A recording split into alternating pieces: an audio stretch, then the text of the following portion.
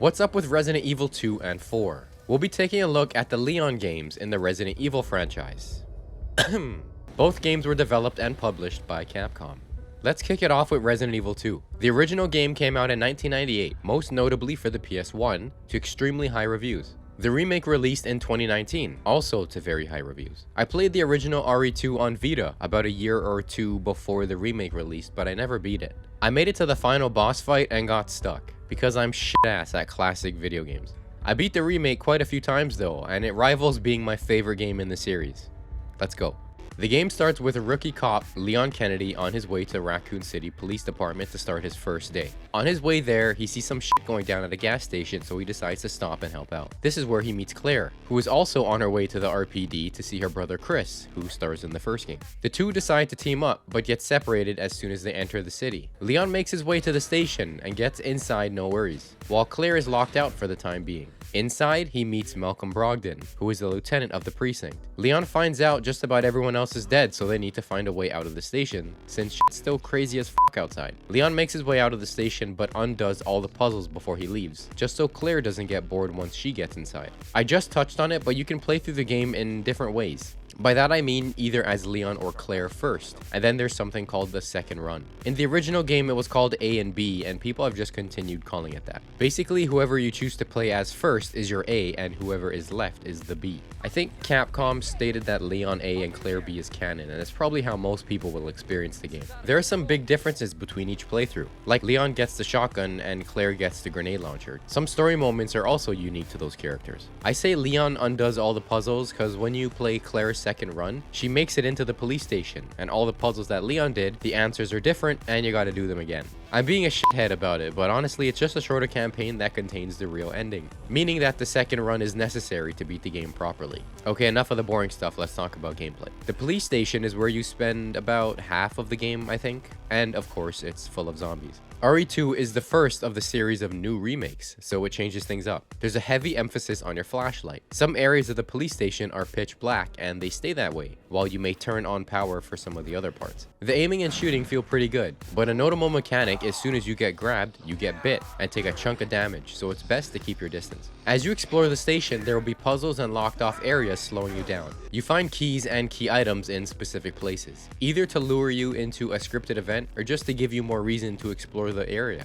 Your map keeps track of everything, and most importantly, when you fully searched and looted an area. There are blocked off doors and hallways that will have you weaving in and out of rooms, jumping walls, and just gallivanting around the place, but you'll begin to memorize the police station quite well. Let's talk about two infamous moments from the game. The Lickers are a type of infected that are blind, climb on walls, and frankly do a ton of damage if they hit you. They use their slimy tongues to French kiss you at a distance. These little shits are fast too, so outrunning them will be tough. The best way to deal with them is with flashbangs, which really messes them up, or the shotgun. A couple clean shots to the brain will end these guys.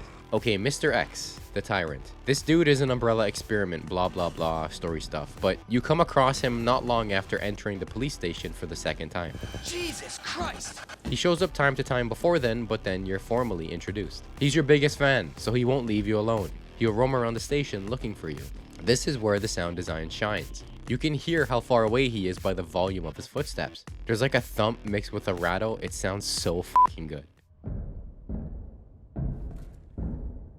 You also can't kill him. You can run away from him and he'll lose you, just like Jack from RE7. That's actually the best way to put it. Just like Jack, Mr. X will saunter after you when he spots you and pummel you into the ground. If you pump enough lead into him, he'll kneel during the anthem, buying you some time to reload, run away, or just fucking stare at him until he gets back up. RE2 is fantastic. It really is scary if video games scare you. You get armed to the teeth with a bunch of guns so you can keep yourself safe. Capcom definitely did good. Anyway, should you play Resident Evil 2 Remake? Well, it's the perfect game. If you expected to see a licker here, if you made... Wait, did he just die? If you want to take bigger bites, and if you just want zombies to get the fuck out of your way. I really loved what they did with RE2. In terms of survival horror, I think RE2 and RE7 probably did it the best, aside from the game that we're about to talk about right now. What's up with the Resident Evil 4 remake? The original game came out in 2005, exclusively on the GameCube. Capcom worked on a handful of games that would be exclusive to the platform to help boost hardware sales. To reinforce the faith, Shinji Mikami, who directed the game, said that he would cut off his head if the game ever came out on another platform. 10 months later, the game would launch on the PS2 since Capcom said that the game was not part of that exclusive push. RE4 would eventually release on over 10 platforms since its initial release. The remake came out near the start of 2023, and I know what you're gonna say. RE4 was so damn good, how can they top it? Well, the good news is that they did a fantastic job making the game more modern. I love the original, and I'm happy to report that they've definitely trimmed some of the fat here. They've also opted to keep a lot of the goofiness as well. Let's quickly talk about the story. After the events of RE2, Leon becomes a member of the US government and trains under Major Jack Krauser. Leon becomes a total badass and learns to handle himself in combat much more efficiently than before, which reflects in the gameplay. You don't get bit as soon as you get grabbed now. Leon works under the president and is tasked to find and rescue his daughter, Ashley, who was kidnapped and was taken to some place in Spain. The game starts with Leon being escorted by 2 local officers before being overwhelmed and killed by local villagers. Everyone nearby has been infected by the Las Plagas parasite that turns them into a mind-controlled member of the cult, led by someone named Sadler. Their plan was to infect Ashley and then send her back once the parasite took over. A great sign is that a bunch of the team replayed the game so that way they can take notes on what they liked and what they didn't like. Even they knew that remaking a masterpiece would be tough. An obvious change that you probably expected was the movement. The tank controls took some time to get used to, and even felt pretty good once you spent a couple hours with it, but it's gone. Another thing that's gone is the QTEs. Kind of. The ones that you can think of are gone, like the Boulder Chase and Salazar's Robot Run, whatever the f it was called, but Leon's knife is now a main character. Leon has his combat knife now and it has durability. But wait, there are a bunch of knives throughout the environment that you can use before you use Leon's. You can also upgrade the knife to do more damage and be more durable. Anyways, back to the QTE comment. They're here in a new parry mechanic, evading certain attacks or insta-killing downed enemies. Leon's roundhouse kick is now something that is heavily encouraged. An icon will show above their head when they're staggered, and the best way to stagger them is to pop a headshot or chuck a flashbang. The game added stealth mechanics. I couldn't believe it. Leon can crouch and sneak around to perform stealth kills. Some encounters, they let you first try to eliminate as much as you can before getting detected. Okay, I got really fucking good at this game. At first, I was liquid ass and was shooting walls and wasting my ammo. I think the RE2 muscle memory really kicked in. But with that, I gotta say that the adaptive difficulty is more obvious than ever. At the start, when I was doing dog water, I had lots of ammo and health resources. But then as I got better, I was basically surviving herb to herb. Good transition. The suitcase got a makeover. There's a couple things to talk about here. First off, you can get different cases that give you passive buffs. The one you start with gives you a higher chance to find pistol ammo, which is great. The suitcase also has 3 charm slots, which buff Leon in various ways. To get charms, you'll need to do the shooting range. The shooting range can be accessed in a couple different areas near the merchant. As you get further into the game, you'll get more challenges involving various weapons. There's a fancy looking elevator that brings you to a bowling alley to shoot pirates and shit. The better you do, the more tokens you'll get. And you use the tokens in the gumball machine near the door. Using rarer tokens increases your chance to roll rarer charms. The boat section is now much larger. This really reminded me of God of War 2018. You get the boat, you kill Free Willy, and then you can explore just about anywhere in or around the lake. There are tons of optional areas that will tempt you to visit them.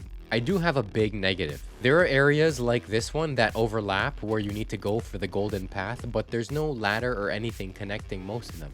Most of the time it's because they want you to hit a scripted moment first. But still, this bugged the shit out of me. These optional areas is where you'll be doing subquests. These are basic for the most part. Remember when you get to the farm in the original and there are those blue medallions strung up? You shoot them and you get a Beyblade or some shit. I don't remember the reward. That's now your introduction to subquests. Your reward is always the same, the spinels. Remember those little pink things that usually gave you like 2,000 bucks and were otherwise useless? Well, now they play a bigger role. As you complete the quest for the merchant, he'll give you spinels, and you don't sell them, you trade them in for items. Some that you could have just bought from the store in the original game, but some are new. There are treasure maps, yellow herbs, gun parts, upgrade tickets, etc. And the only way to get them is to do subquests, earn the spinels, and then trade them in. Speaking of which, the shop is a little different. You can still tune your guns and make them stronger, but Leon's knife is also here, along with body armor that you get a little later. I noticed that some of the weapon prices are way the f up there and seem impossibly expensive until a new mechanic.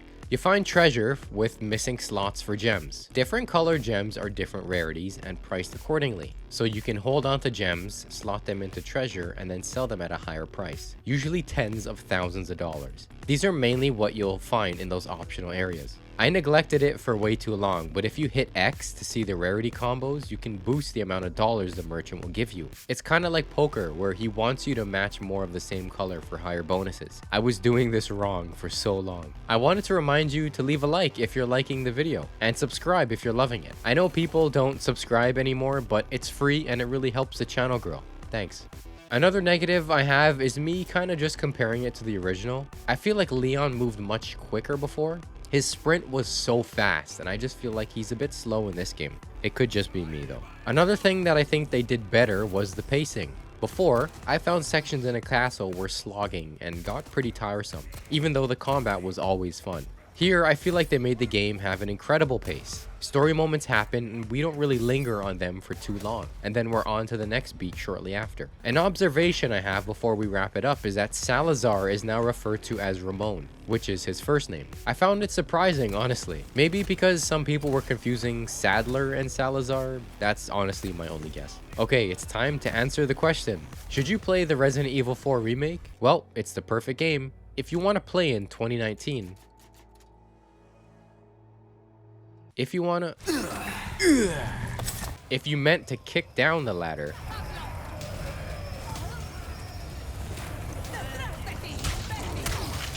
And if you tried to put the dog out of its misery. I'm joking. This game really is a great modern rendition of a classic game. It probably isn't as good, but it's still amazing. And if you're on the fence, then I'd push you over to say to pick it up when it's the right price for you. Anyways, I hope you really enjoyed looking at these two modern takes of classic RE games. I have videos on RE4 original and RE7, even though I'm not exactly proud of them now, but the videos are there if you want to check them out. Follow my socials, SilverJS on Twitter, JSSilver on Instagram and Threads. 3s for the E's. I'll see you all in the next one. Stay safe. Leon makes the weirdest noises, man.